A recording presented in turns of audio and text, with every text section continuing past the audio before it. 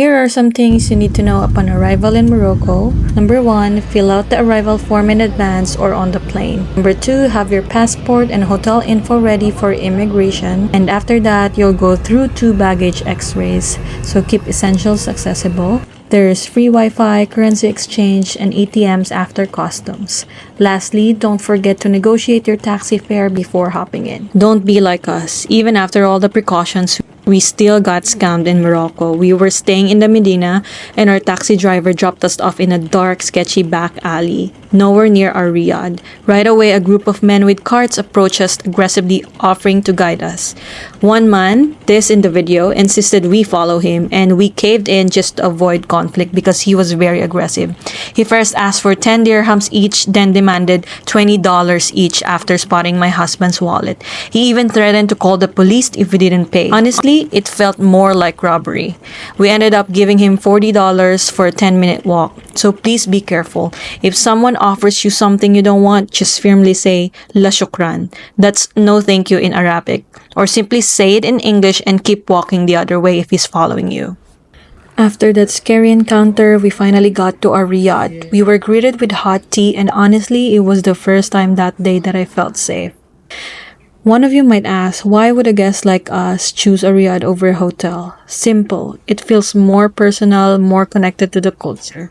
You're not just checking in, you're stepping into Moroccan hospitality. For our first day, we booked a tour guide to explore the city and learn more about the place, because we really wanted to understand the culture and not just see it.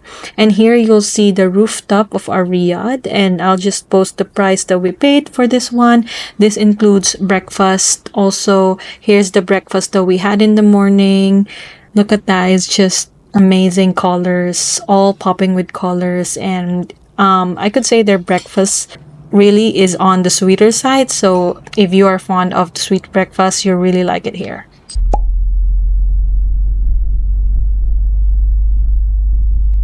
This is the Efsal Laurent Museum. We are now in Jardin Majorelle and we are starting the tour 9:02 and we should be back there 9:42.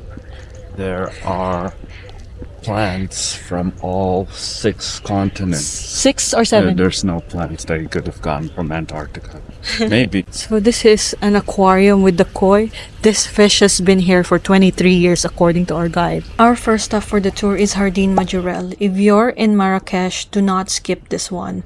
Jardin Majorelle was designed by French artist Jacques Majorelle and later bought by Yves Saint Laurent. It took over 40 years to create this place. It is straight out of a painting, bright blues, dreamy cactus gardens, and the most aesthetic corners everywhere you look. No wonder it's one of the most Instagram spots in Morocco. Trust me, your camera roll will thank you. This is the most number of cactus I saw.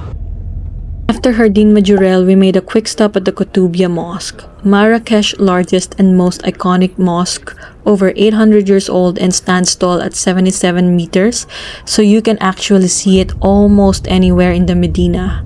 While non-Muslims cannot enter, the surrounding gardens offer a quiet and scenic view of this historic landmark. After that, we made our way to the Mela, the old Jewish quarter of Marrakesh. It holds a rich blend of Moroccan and Jewish history.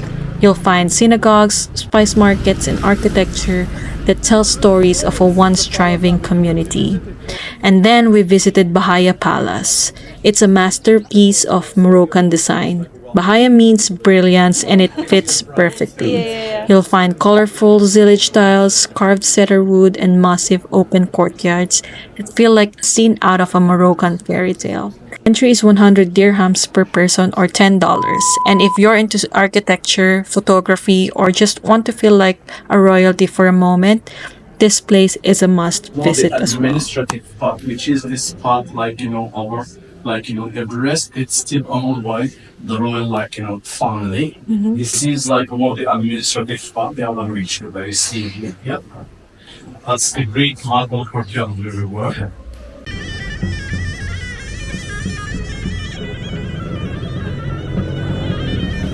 But how do we get from hotel to here? We ended our tour exploring the vibrant Medina, Marrakesh's old city. It's a maze of markets, and we got to see different sections, from textiles to pottery and everything in between. Our guide brought us to a local shop where they offered us oils and spices. No pressure at all. They'll let you say no if you're not interested, but we ended up buying argan oil, partly because the seller was so convincing, and partly because we really appreciated our kind tour guide and we wanted to support the store. The section of the markets, we call it الرحبة القديمة, or the handmade things. All the women that you see here, they are selling what they make by hand, yeah. We call it الرحبة القديمة. The other sides, those are like herborists. We tried to pay by card, but since our total was under $40, they asked if we could pay in cash. So definitely bring some dirhams or dollars with you if you're planning to shop. It's like Aladdin. Aladdin.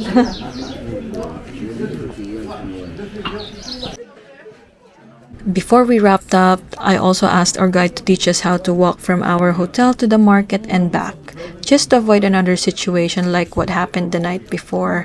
It really helped us feel more confident and safe moving forward. Parted ways with our tour guide and Shema Elfina, which is the market square, and we just ate in Cafe Argana, and we had a traditional tangine Moroccan dish, and I would rate Cafe Argana an 8 out of 10 because of the views, but 7 out of 10 for the food. We headed home, so I will link down our tour guide's number in the description below if you are interested in booking him.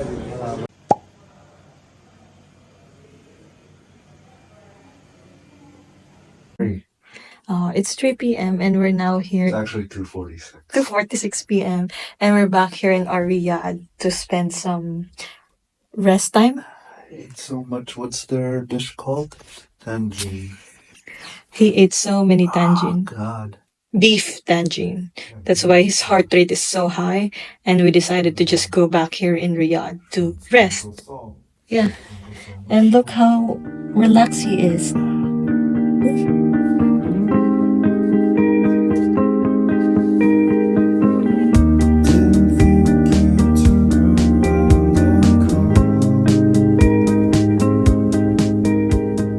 Okay, it's 7:38 p.m. We just went out to catch the sunset here in the square, and we are currently here in Café de France. We are having dinner. If you're going here, just letting you know that there's a prefix menu for 250,000 dirhams, but you can also order a la carte for 160,000 dirham a la carte. Under 160. 160, sorry. So the prefix menu is 250, but if you want to order a la carte, it's 160 per plate. So we're kind of full, so we just ordered one plate for each and then just a mineral bottle. But here's our view.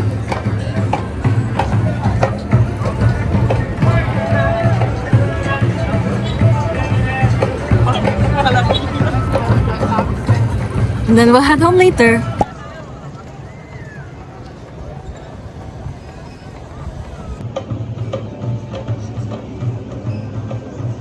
Another tangine.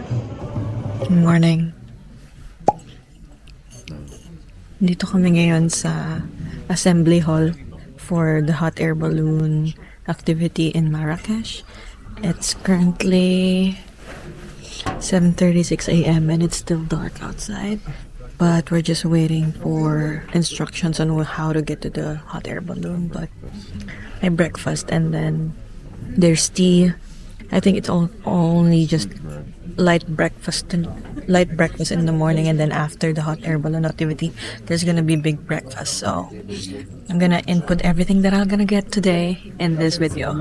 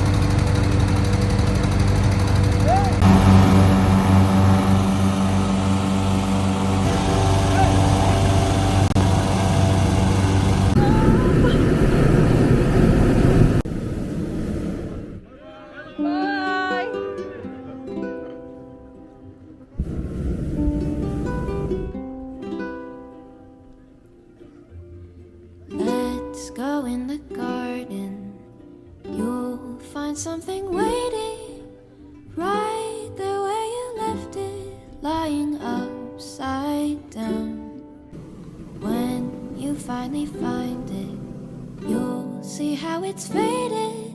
The underside is lighter when you turn it around. Everything stays right where you left it.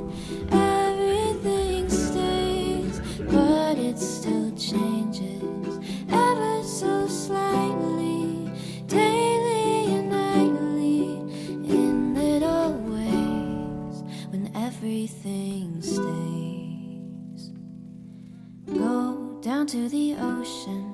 The crystal tide is raising. The water's gotten higher as the shore washes out. Keep your eyes wide open, even when the sun is blazing. The moon controls the tide and can cause you to drown. Everything stays right where you left it. Everything stays, but it still changes ever so slightly, daily and nightly, in little ways. When everything stays ever so slightly, daily and nightly, in little ways. When everything stays.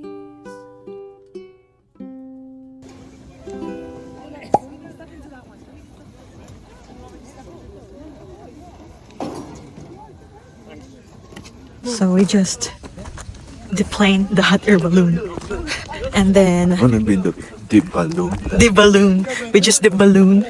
Just got off the balloon and we're going towards the minibus there. Where they're gonna take us to the big breakfast, I heard.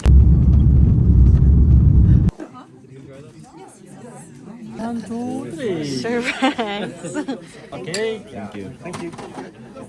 Hi, after the hot air balloon activity, 2 hours of sleep and like 45 minutes of walk from our riad, we are now here in La Trattoria. We're gonna have our late lunch because we haven't had any, and we chose this restaurant because it's highly rated on TikTok. You know, I'm a TikTok girly. The vibe here is nice, but seeing the menu prices, it's kind of, you know, upscale, a little bit upscale. But we'll see if it's worth the high prices or the upscale prices. Upscale. Cheers. Hi. We just took a trip. We came here from the souk, from the old town in Marrakesh, and we walked along this major road which had different hotels where it seems like a lot of people are staying if they're not staying in the souk. It also had the Marrakesh Plaza, which seems to be their mall. Not mall in a way that you would think in a Asian sense, but it had outdoor shops. And I'm trying to find the name of the road right now. It's all coming up right now is N8, but we basically just took this straight down from the souk area. And there were a bunch of parks also. It was a nice walk. It was a nice sunny day.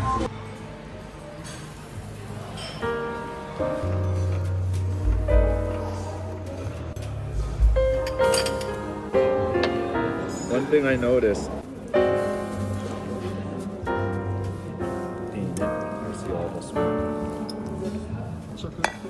Thank you. It is January 25 and we're having breakfast in our riad. Our riad is here in a very convenient location within the souks of Marrakesh. Medina. And here's the view every morning. Just in case you don't know what a riad is, it's a traditional Moroccan house, usually accompanied with a courtyard and a pool in the middle.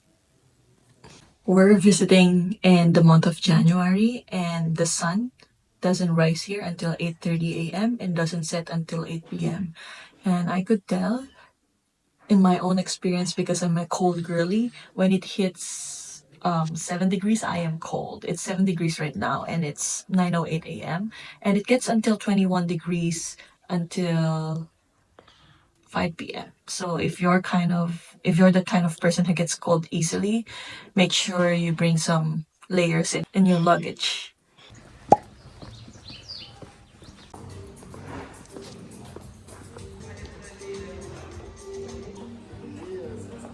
We're in Hardle Jardin de Lotus. Le Jardin de Lotus, and the food here. So good. We're just on the appetizer ones, but it's so good already.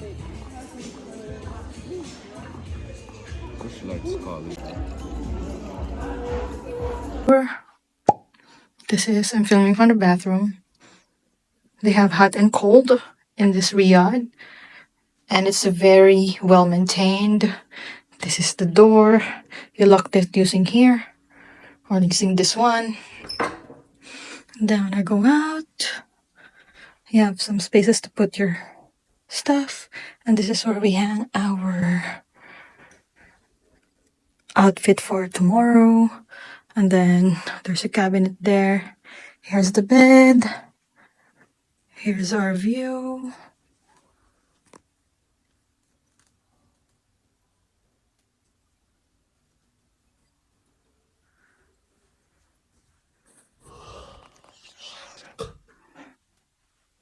And we also locked it this way, which is very safe because in this riad we have night assistants, guy night assistants every night, which basically secures the place. And they also have Wi-Fi and aircon. And the price for this one is $150 per night. No, it's like 105. $105 a night. I'll link their website on the description below. And I'm also going to give you tips on how to get here because it's kind of deep within Medina, but once you get a hold of it, you're going to be just fine. A few moments later. We had some time after the lunch, so we decided to book a tour, a half-day tour, and after an hour of a drive, we reached Agafay Desert, and here I am just fixing my bandana because we're gonna be riding camels on this tour and ATV, and followed by a dinner.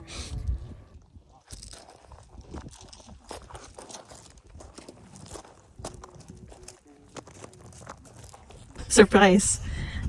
I am riding a camel, and we booked this tour, Agafay Desert tour, last minute, and I think it's $36 per person, including quad bike, this camel ride, a dinner, and a show later tonight at the Agafay Desert. But yeah, surprise! So easy to book activity here in Marrakesh because there's a lot of availability during January, and it's not so hot today. I'm even wearing a jacket. Yeah.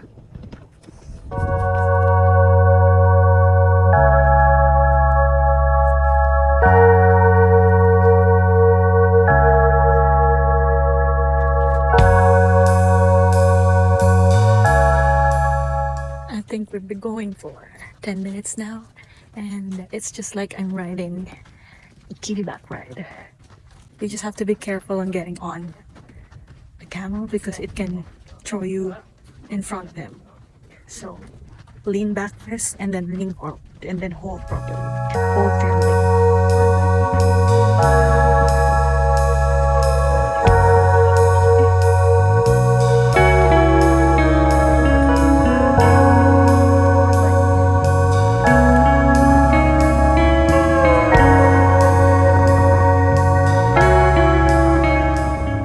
Grabe guys. Masaya pero nahirapan ako. Parang yung pababa, Diyos ko po, nag-pray na lang ako kay Lord. Ang hirap. So yes, since we had some time to kill on our fourth day, we decided to book this half-day tour in Agafay Desert. And let me tell you, the 4x4 ATV ride almost killed me. It felt like it was my last day on earth, totally. It was my first time, and yep, I totally collided with someone.